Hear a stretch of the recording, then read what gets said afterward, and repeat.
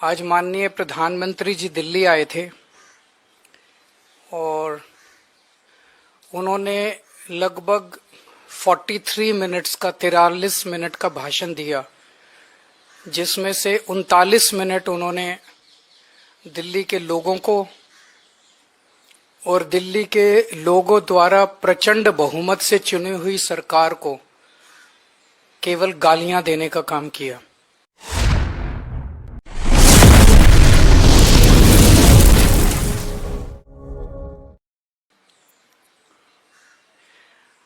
दो 2015 में दिल्ली के लोगों ने 2 सरकारें चुनी थी दिल्ली के लिए। दिल्ली के संविधान में एक अजीब सिचुएशन है, दिल्ली हाफ स्टेट है, तो दिल्ली में लोग 2 सरकारें चुनते हैं।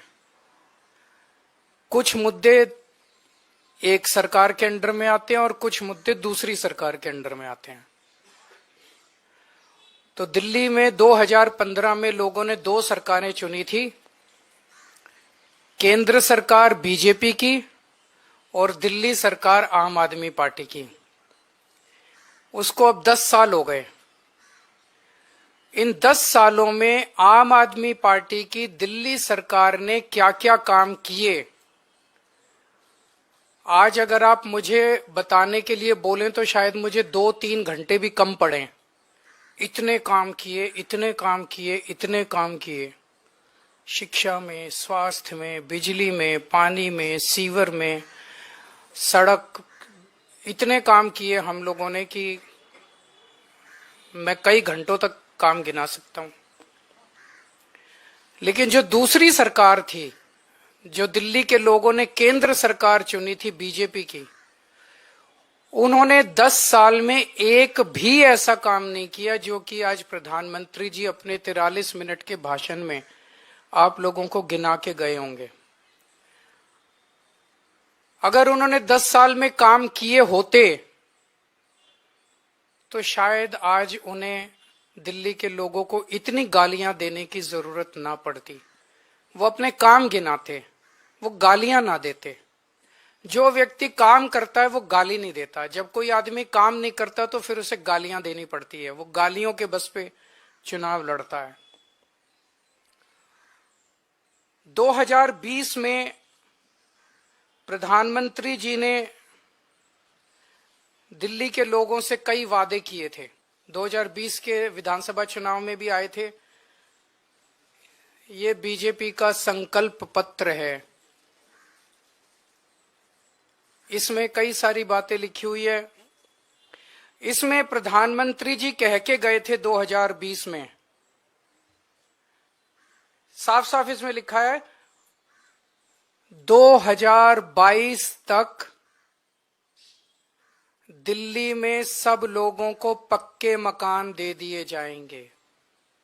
ये इस संकल्प पत्र में प्रधानमंत्री जी ने बोला, 2020 में बोला उन्होंने। 2022 तक दिल्ली में सब लोगों को पक्के मकान दे दिए जाएंगे। 2020 से लेके 2025 तक आज प्रधानमंत्री जी 1700 मकानों की चाबी देके गए हैं। इसके पहले कालका जी में 3000 मकानों की चाबियां दी थी, तो मोटे मोटे तौर पे 4700 मकान बनाए हैं 5 साल में। 4700 मकान बनाए हैं 5 साल में। दिल्ली में 4 लाख झुग्गियां हैं, 15 लाख लोगों को मकान चाहिए। 4700 मकान इन्होंने 5 साल में बनाए हैं। मुझे लगता है कि शायद 200 साल का प्रोग्राम बीजेपी ने बनाया है। ये संकल्प पत्र 5 साल का नहीं है, 200 साल का है। 200 साल भी इस रेट पे अगर 5-5 साल में 1700 मकान बनेंगे, तो ये जो झुग्गी झुग्गी में जाके कह रहे हैं पक्के मकान देंगे, तो अगले 1700 मकान जो हैं वो 2030 के चुनाव के पहले बन के तैयार होंगे। और शायद वो देने की जरूरत भी ना पड़े, जिस तरह से ये झुग्गियां उजाड़ रहे हैं। पिछले 5 साल के अंदर इन लोगों ने झुग्गियां तोड़ तोड़ के 2,78,796 लोगों को बेघर कर दिया। प्रधानमंत्री जी वादा करके गए थे मैं तुमको पक्के मकान दूंगा, लेकिन धोखा दिया। पीठ में छुरा घोंपा, लोगों के बच्चों को सड़क पे लाके, कितने सारे ऐसे इनके नेता जाते हैं झुग्गियों में सोते हैं और 2 महीने के बाद उन्हीं झुग्गी वालों को उनकी झुग्गियां तोड़ के उनके बच्चों को सड़क के ऊपर, भरी ठंड के अंदर सड़क के ऊपर सोने को मजबूर कर देते हैं। 2,78,796 लोगों को इन्होंने 5 साल के अंदर बेघर किया। आज मैं आपको लिख के दे रहा हूं, मेरी बात नोट कर लेना। 2030 के चुनाव में अगर इन लोगों को वोट दे दिया, 2030 के चुनाव के पहले दिल्ली की सारी झुग्गियां तोड़ देंगे। 1700 फ्लैट भी नहीं देने वाले अगले 2030 के चुनाव तक, ये सारी झुग्गियां तोड़ देंगे। एक भी पक्का मकान ये लोग नहीं देने वाले। ये लोग गरीबों के दुश्मन हैं ये लोग। और जो 3000 कालकाजी में मकान दिए हैं इन्होंने, एक बारी जाके देख लो, नरक से भी बदतर है वो। लोग कह रहे हैं इससे तो झुग्गी अच्छी थी, पक्के मकान क्या दिया। नरक से भी बदतर दशा है वहां पे लोगों की। न सीवर है, न पीने का पानी है, कुछ भी नहीं है वहां पे। पूरी बुरी हालत है वहां पे लोगों की जो कालकाजी के अंदर रह रहे हैं। आज प्रधानमंत्री जी 10 साल के बाद आके 3 कॉलेजेस का शिलान्यास करके गए। कॉलेज शुरू नहीं हुए अभी, आज भूमि पूजन हुआ है, आज शिला रखी गई है, शिलान्यास हुआ है, नींव रखी गई है उन कॉलेजों की। मैं प्रधानमंत्री जी को कहना चाहता हूं, प्रधानमंत्री जी 10 साल लग गए आपको 3 कॉलेजों की शिला रखने में। इन 10 सालों में जब तक आप शिला रख रहे थे, इन 10 सालों में मैंने 22,000 क्लासरूम बना दिए, 3 नई यूनिवर्सिटी बना दी, 11 नए वोकेशनल कॉलेज बना दिए और 6 यूनिवर्सिटी कैंपस बना दिए। जितना टाइम आपको 3 शिलान्यास रखने में लगा, उतने टाइम में हम लोगों ने 22,000 क्लासरूम बना दिए, 3 नई यूनिवर्सिटी बना दी, 6 नए यूनिवर्सिटी कैंपस बना दिए और 11 नए वोकेशनल कॉलेजेस बना दिए। हमारी काम करने वाली सरकार है, हमारी शिलान्यास रखने वाली सरकार नहीं है जो चुनाव के पहले आती है और शिलान्यास रख के चली जाती है। मैं प्रधानमंत्री जी को कहना चाहता हूं, आप तो इतने ताकतवर आदमी हैं, आपके पास अथाह पैसा है, भारत सरकार के पास अथाह पैसा है, आपके पास इतनी पावर है, अथाह पावर है। एलजी आपका, पुलिस आपकी, 7 MP दिल्ली के आपके। मैंने 3 नई यूनिवर्सिटी बनाई, आप 30 नई यूनिवर्सिटी बनाते दिल्ली के अंदर, और आज आपको हमें गालियां देने की जरूरत नहीं पड़ती। आज आप दिल्ली के अंदर आते, दिल्ली के लोग आपको सर आंखों पे उठा लेते। मैं प्रधानमंत्री जी को कहना चाहता हूं, मैंने 22,000 क्लासरूम बनाए, आप 1 लाख क्लासरूम बना देते प्रधानमंत्री जी, लंबी लकीर खींचते। केजरीवाल ने इतना काम किया, उसके सामने लंबी लकीर खींच देते, केजरीवाल छोटा बन जाता।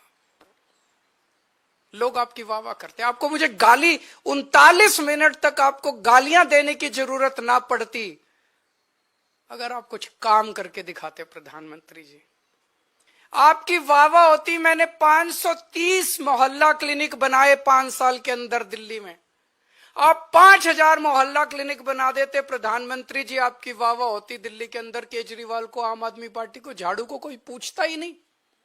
आपको मुझे गाली देने की जरूरत नहीं पड़ती। अगर आप, मैंने 5 नए अस्पताल बनाए पिछले कुछ सालों में, आप 50 नए अस्पताल बनाते दिल्ली के अंदर, प्रधानमंत्री जी आपकी वाह वाह होती।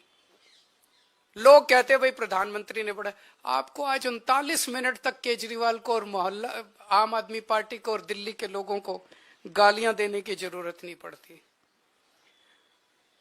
पिछली बार याद करो, इसमें भी लिखा हुआ है, इनके संकल्प पत्र में लिखा है, 40 पूर्वांचली समाज के साथ सबसे बड़ा धोखा किया है भारतीय जनता पार्टी ने। सबसे बड़ा धोखा पूर्वांचली समाज के साथ किया। हमारे उत्तर प्रदेश और बिहार के गरीब भाई दिल्ली में आते हैं, या तो पढ़ने आते हैं या नौकरी ढूंढते हुए आते हैं। उन्हें दिल्ली में किराए पे रहने के लिए जगह नहीं मिलती, तो वो कच्ची कॉलोनियों के अंदर सस्ते किराए पे या तो ले लेते हैं जगह और या खरीद लेते हैं सस्ती कच्ची कॉलोनियों के अंदर। तो कच्ची कॉलोनियों में दिल्ली के अंदर लगभग मोटे मोटे तौर पे सब पूर्वांचल समाज के लोग रहते हैं। दिल्ली के अंदर कच्ची कॉलोनियों में 2014 के पहले कोई काम नहीं होता था, नरक की जिंदगी थी। 10 साल के अंदर आम आदमी पार्टी की सरकार ने लोगों को इज्जत और सम्मान की जिंदगी दी। हमने अपने पूर्वांचल समाज के भाइयों के लिए सड़कें बनाई, गलियां बनाई, स्ट्रीट लाइट्स लगवाई, नालियां बनवाई, सीवेज सिस्टम दिया, पानी की पाइपलाइन बनवाई, सीसीटीवी कैमरे लगवाए, मोहल्ला क्लिनिक बनाए, अस्पताल बनाए, स्कूल बनाए, उनको इज्जत की जिंदगी दी। 2020 में मेरे को याद है, शायद 5 दिसंबर का दिन था, जब हरदीप पुरी जी और ये आए थे और दिल्ली के लोगों को, पूर्वांचल समाज के लोगों को 2019 या 2019 के पहले वो प्रॉमिस करके गए थे 40 लाख दिल्ली की कच्ची कॉलोनियों के लोगों को हम मालिकाना हक देंगे, उनकी रजिस्ट्री कराएंगे। 5 साल में 25,000 लोगों की रजिस्ट्री हुई है, 40 लाख के मुकाबले 25,000 लोगों की। तो लोग कहने लगे हैं, जो कहते हैं वो तो कम से कम बिल्कुल नहीं करते ये लोग, और कुछ करे ना करे, जो ये वादा करते हैं वो तो आप ये लिखवा लो कि ये बिल्कुल नहीं करते।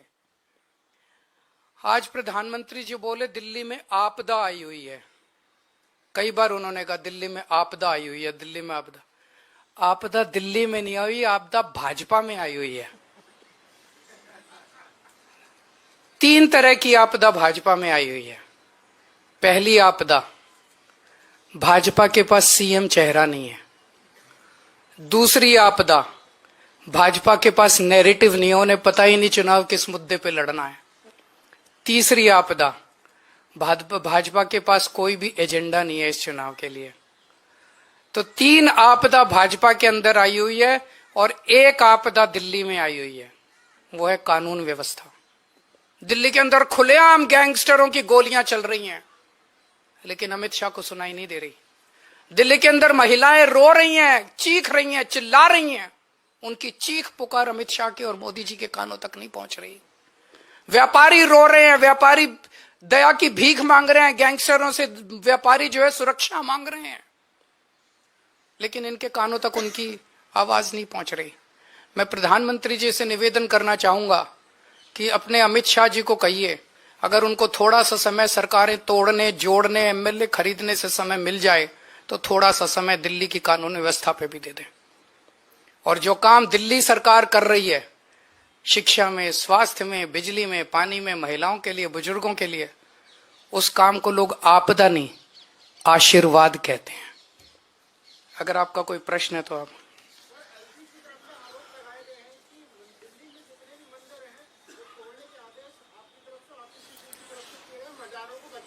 नहीं, वो झूठ बोल रहे हैं। एलजी साहब कुछ भी बोलते रहते हैं।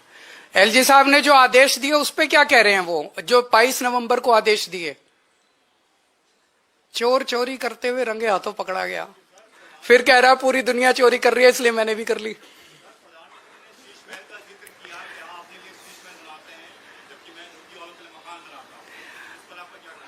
2700 करोड़ रुपए का अपने लिए घर बनाने वाला, 8400 करोड़ रुपए के हवाई जहाज में घूमने वाला, 10 लाख रुपए के सूट पहनने वाला व्यक्ति, उसके मुंह से शीश महल की बातें अच्छी नहीं लगती। मैं व्यक्तिगत आरोप प्रत्यारोप में नहीं जाना चाहता, मैं गाली गलौज की राजनीति नहीं करता, मैं व्यक्तिगत आक्षेप नहीं करता, ये मैं भी कर सकता हूं। मैंने काम इतने किए हैं 10 साल के अंदर, मैं अपने कामों की राजनीति करना चाहता हूं, गाली गलौज की राजनीति मैं नहीं करता।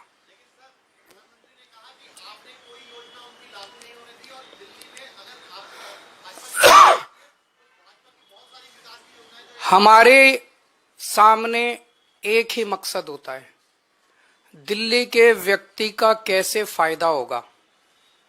अगर दिल्ली के व्यक्ति का फायदा, आम आदमी का फायदा केंद्र सरकार की योजना से होता है, हम केंद्र की योजना लागू कर देंगे।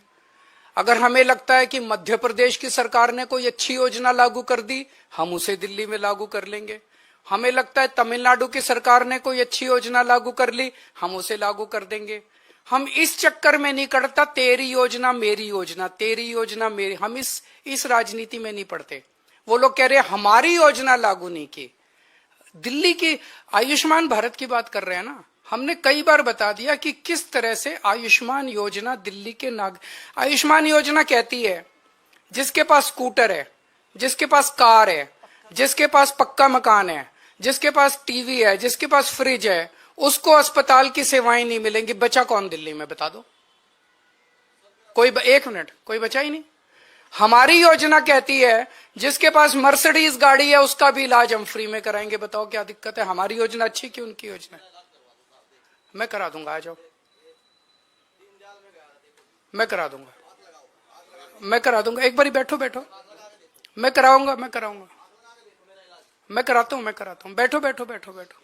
इसका इनका एक बारी नाम नंबर वगैरह ले लो जरा सारे। मैं कराऊंगा भाई साहब आपका इलाज, बेस्ट से बेस्ट, बेस्ट से बेस्ट इलाज कराऊंगा आपका। चिंता ना करो, भाई हो मेरे। हाँ, मैं आपका पूरा इलाज कराऊंगा भाई साहब, चिंता ना करो।